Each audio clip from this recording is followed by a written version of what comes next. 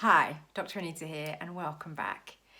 In the last few videos, we have been looking at how in the survival mode that's coming from the back part of our brain is firing off the fear response.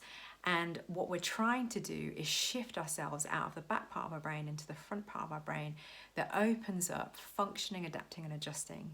And we did this by looking at tips around how to adjust our bodies, our senses and even our thinking at times.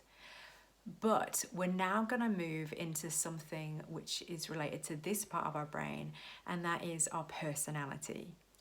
Now, before we go anywhere near thinking through how to bring in routine to our days in the midst of this current crisis, we need to understand how we're wired.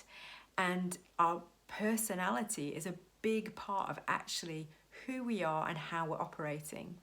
You only have to look around at other people, your family, and even yourself to see that we're all in the same situation, but not all of us are responding in the same way. And that in part is due to how we're actually wired.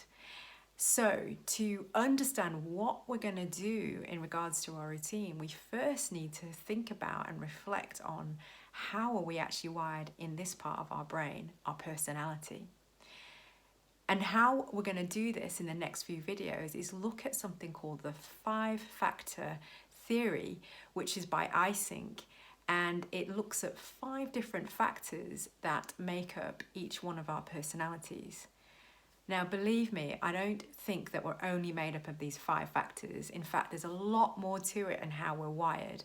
But I felt like it would be really helpful to look at these different factors for each one of us to consider, well, where do I lie in the spectrum of each one of these factors? And what do I do with that in the midst of my day in and day out while we're walking out this bizarre crisis?